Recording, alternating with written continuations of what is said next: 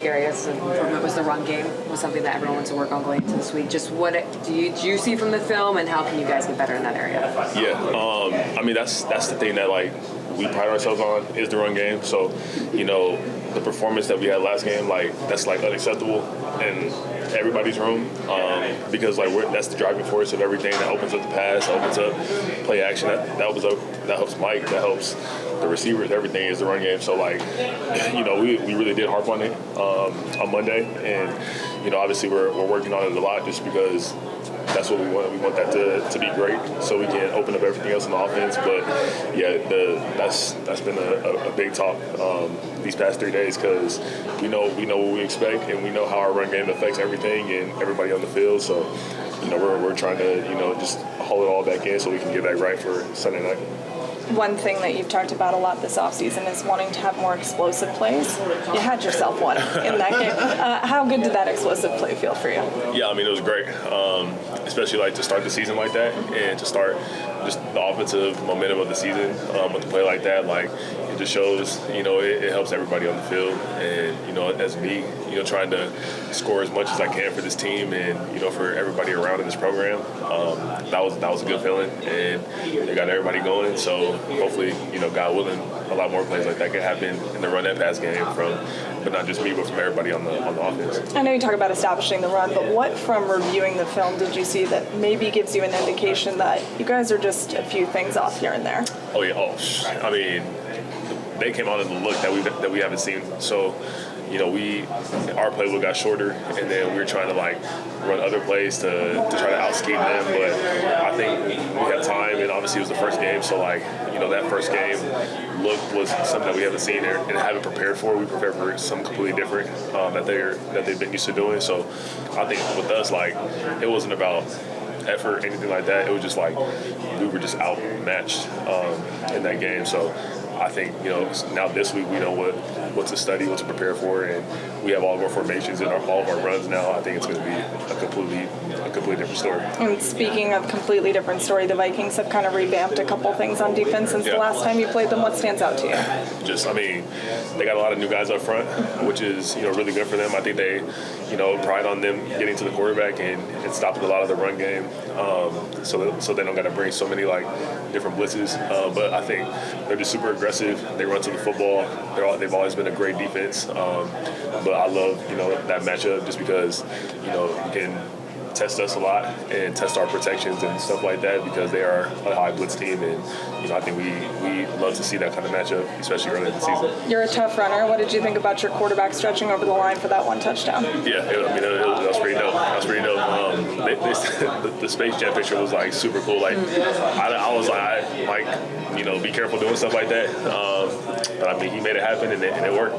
How much confidence do you guys have when you feel like you guys are just maybe a tweak or two away, that you guys aren't too far off from it, and the heads are still held high after week one? Yeah, I mean, you never want that first game to deter you as a player, as a unit, as an offensive unit. So I think with us, like, we came in motivated. We came in understanding, what we did wrong and how we can fix it. And I think when you have an offense that does that, that's when everything else looks better throughout the season. So, I mean, we all came together as a whole offensive unit, O-line, everybody, and we just said, like, we expect something different, and we don't want that result ever again, no matter how it looked. But all those little mistakes, like, we got to get that off the film, and then we got to get back to what we do. You guys had a lot of success last year running to the right side, and of course had to make a late change at right tackle. People are going to put two and two together and wonder if that was a big factor in the run game situation in game one. I mean, it wasn't too much. Obviously, Caleb is a big piece, but I think Elijah did a good job, especially first game in a long time that he's started at that position. So I think just with more reps and time, obviously, like, he's going to be super effective. But, we're going to keep on running to the right side, like, just because, we're missing that important piece. Like, that doesn't mean we're going to stop not doing what we're doing. What do you anticipate the atmosphere to be like at US Bank on Sunday? It's going to be crazy. It's going to be, like, even at practice today, like, we have the speakers right behind us because it gets super loud in there. And we understand, like, silent count is a big thing for us. And just making sure Mike understands, the plays that he has to get called and that we can all hear everything and, you know, our little silent count, you know, nuances, but that's a high energy stadium. I love it because I love playing in those kind of environments, and I know a lot of guys do as well. So, you know, I really can't wait to. And then it's Sunday Night Football, so it's going to be even more crazy. So I'm ready for it. What can you kind of do communication-wise, even maybe just with the offensive line, to kind of maybe make sure? I know they're still working on getting their chemistry together, but also work with you maybe to kind of be able to break through and make those holes for you. Yeah. So, you know, we do a lot of like silent count. So like they do a lot of pointing, a lot of. You know, if I can't hear, and if I can't hear what Nuzul's saying, like, I'll just kind of see his motions, and I'll see, like, what they're motioning to different guys, and I think we do a really good job of communicating with that, so if it gets super loud and I can't hear anything, that'll be the first communication for us. John, can you describe what you saw from Mike, like, when you get the ball back with 59 seconds to go, it's obviously, like, you know, crunch time situation, just like what you saw from your quarterback there in that moment? Yeah, I mean, he was just super calm. Like, you know, I feel like he's done that a lot in college, so, and even last year, so I think it wasn't a surprise to him in those kind of situations, and we all were super calm in the huddle, and we knew it was just one play at a time. So with that, and with that feeling, and him seeing us feel like that as well, I think he just stayed the course and tried to get the ball in the end zone. So, Coach, everybody's been talking about getting a running game going after, you know, Sunday's game.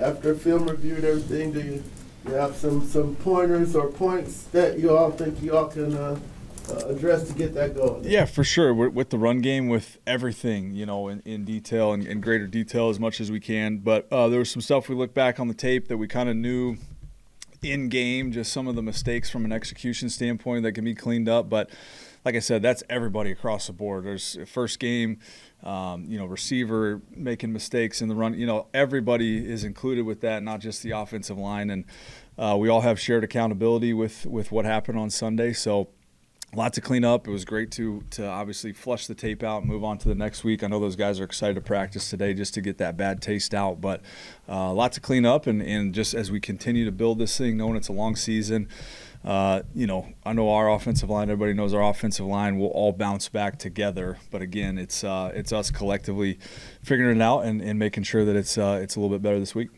In the short yard situations, how did they break down? And then can you explain to us the shotgun in short yard situations? Yep, I think we were in the pistol. I think in the short yardage. Yeah, pistol underneath the center. The back's at the exact same location on those. In the gun, he's at 5 yards. He's a little bit closer to the line of scrimmage. But again, depending on the week, without getting into too much schematics, you know, we look at those things based on what we're trying to accomplish from a scheme standpoint, from what we're seeing on their end. That's definitely an area that we're regrouping, short yardage. You know, want to make sure that we have great answers for the guys and that we can execute those plays in those crucial moments. But definitely a big point of emphasis this week is the short yardage, getting that going, and those things definitely can't happen. Just the play of Michael in his fourth start. I mean, we asked the negative stuff first, but Of course, D-Lad, yeah. give you a softball one day. No, it's Mike played really well. You know, we got to play better around Mike, but to see him, you know, put the team on his back in some crucial situations, it's, you know, nothing different than what he was at Washington and what we saw last year in those 3 games that he played. But he's just got competitive greatness. It's in him. It's always been in him from his time in high school, the Indiana. He kind of thrives on those moments. But some of those runs, I'm still not sure how he kept his knees off the ground and how he was able to extend for those. Those were huge plays, obviously, in that game. And thought he played really well with everybody. There's a couple things here and there to clean up, but overall, really pleased with where, you know, Mike is at right now, and we'll just continue to build this thing. And like I said, we got to play better around him.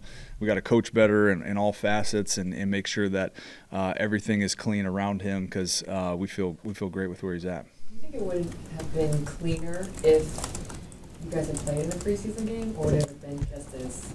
I don't think so. I've been kind of on the other side of not playing in the preseason for so long that I get the argument for it for sure. You know, like that's obviously going to be out there. But from what my experience is with that, it hasn't really mattered. There's been weeks when we came out with the Rams and we were firing on all cylinders and we didn't play our guys the whole time, very similar to what we did. So don't necessarily agree with that, but I get where, people would argue that.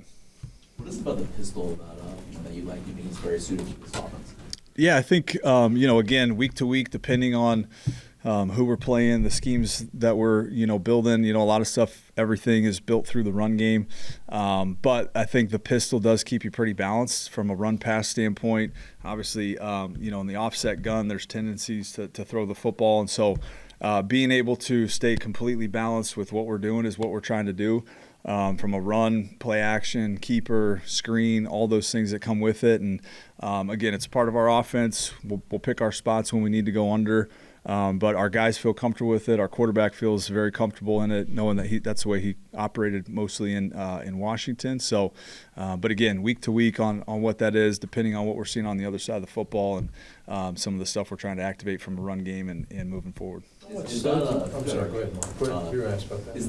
Is that personnel dependent, the pistol? Like if it was, different personnel, you might have a different, game plan? From the other side, you're saying? Or yeah, just our own personnel? I think that, last year and also in week 1, you guys run the pistol at a higher rate than anyone else in the league. So why is that? Is that the personnel, or is that just something you wanted to? Yeah, not getting too specific with the schematics. I know you guys have seen us play and some of the different run concepts and play action protections we have out of there that we're moving different people that if we're underneath the center, depending on where the tight end's location is, but again, we'll pick our spots with it, but it is something that our run game thrives on when we are in the pistol, and then our matching up our actions, our keepers. I thought we did a good job of that last week with some of those run actions out of the pistol. But again, we'll continue to mix those and monitor what we want to activate based on each week. So some of the motions and the shifts are kind of pistol. For sure, yeah.